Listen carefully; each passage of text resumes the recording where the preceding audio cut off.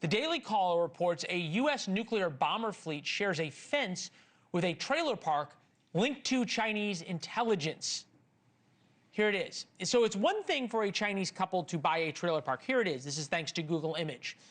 It is another thing for them to go to great lengths to hide who they are, including using multiple shell companies to conceal their identities. Why is this all important? Because they bought a trailer park in the middle of Missouri, no disrespect to Missouri.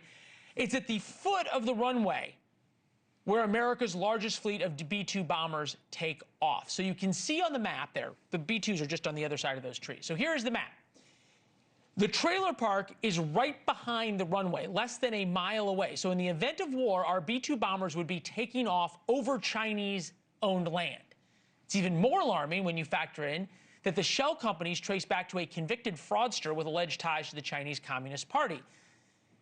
This is happening in Republican Congressman Mark Alford's district in the state of Missouri. As I said, no disrespect to Missouri.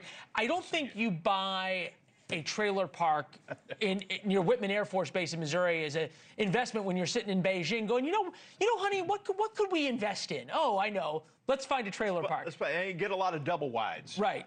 I don't think they're interested in that, Leland. Thanks for having me on. Yeah, the Whiteman Air Force Base is slap dab in the middle of our district, home of the B-2 stealth bomber, soon to be home of the B-21 Raider, which is coming in the not-too-distant future. And it's going to exponentially increase the size of that force there on Whiteman Air Force Base. And make the Chinese investment all the more valuable. Exactly. So no, but we've got to get them out of there. Well, all right, so this transaction, according to the research that I've done on this article, happened way back in 2017. In 2024, in January, our then Governor Parson, put out an executive order for all military bases within the state of Missouri. You cannot be a citizen or a company in a foreign adversarial nation, as so designated by our State Department, and own property within 10 miles of a DOD, a Department of Defense base.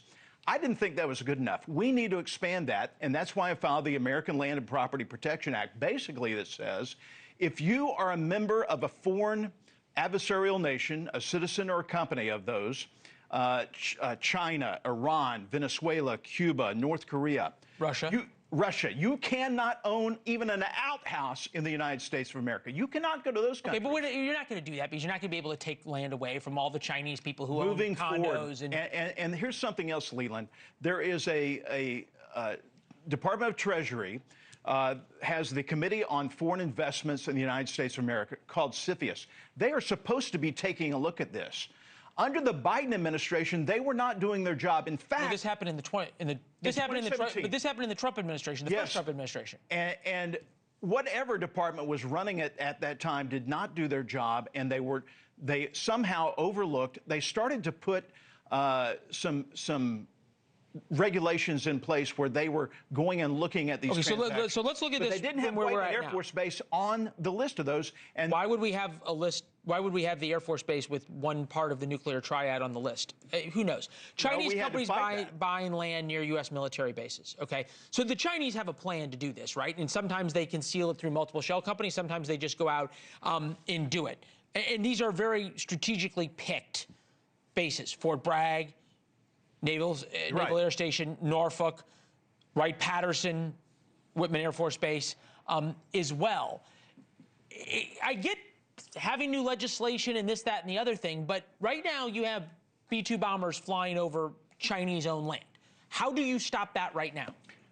We get CFIUS under the Treasury Department, and I'm on the Financial Services General Government Appropriations Subcommittee, which oversees that, and we get them on the ball. I'm not blaming this on Secretary Bessent whatsoever. This goes back, I think, to the Biden administration. They did not even put Whiteman Air Force Base on their list of scrutiny. Have they ever gone, do we know, through this trailer park and seen if they... Not to my knowledge. In fact, I just talked to the former commander of the base who retired 2 days before the Midnight Hammer strike, and he wasn't aware that this existed. Didn't know. The problem is that CFIUS needs to step up its game, and we're going to help in doing that. These are transactions that happened in the past. I think CFIUS is concentrated now on present transactions and those going forward. I think we need to take a look back at transactions maybe in the last 10 years. Okay. Thank you. Thank you very much, Congressman. Appreciate it. Thank you for watching. Subscribe below and download our NewsNation app right now on your phone, and you will get fact-based, unbiased news for all Americans.